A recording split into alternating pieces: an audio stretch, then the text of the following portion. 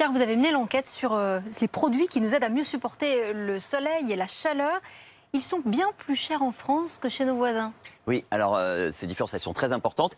Et on s'est appuyé sur un comparateur de prix sur Internet qui s'appelle Idealo, qui va screener en fait les prix sur plusieurs même milliers de sites de vente en ligne. Donc c'est vraiment très fiable. Vous avez des grands, Amazon, eBay, Rakuten, Cdiscount. Bon bref, la moyenne donc elle est établie comment? En prenant en compte les évolutions de prix observées sur les 12 derniers mois. Alors on va commencer par les ventilateurs qui se sont arrachés, on le sait, au mois de juin et un petit peu aussi au mois de juillet à cause de la canicule. Là, le constat, il est sans appel. C'est en France qu'il coûte le plus cher. 40 € de différence avec l'Espagne, 34 € de différence avec l'Italie. Pour une moyenne, les prix paraissent très élevés, quand même. Oui, alors cette comparaison sur les ventilateurs, elle inclut des modèles sans pales, très haut de gamme, d'une célèbre marque anglaise.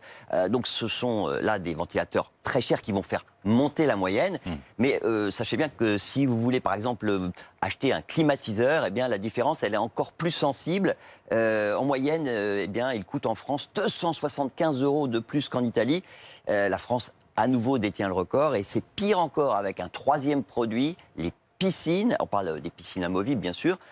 En moyenne, elles coûtent 550 € de moins de l'autre côté de la Manche. Ça fait 66% moins cher. Voilà, on va oublier la piscine. Ça veut dire quoi? Que tout coûte toujours plus cher en France? Alors non, il y a une exception quand même, c'est les produits solaires. La comparaison, en fait, là, elle est faite sur la base des produits de grandes marques. Or, ces produits de grandes marques, ils sont quand même en majorité français, de marques françaises. Et c'est peut-être ce qui explique pourquoi c'est chez nous que le prix moyen, là, est le plus bas. Alors, vous dites que le prix moyen a été établi en prenant en compte des évolutions qu'on peut observer d'un mois sur l'autre.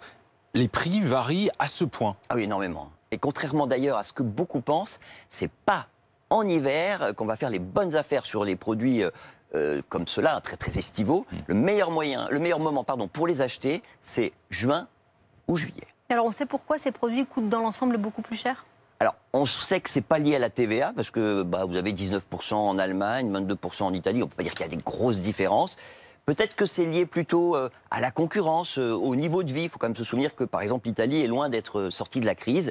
En tout cas, la conclusion qu'on doit en tirer, elle est très simple, c'est qu'il faut comparer les prix, au moins dans la zone euro. On paye avec la même devise, on peut acheter où on veut, et donc il faut simplement regarder évidemment les frais de port et choisir le meilleur prix. Merci Pierre.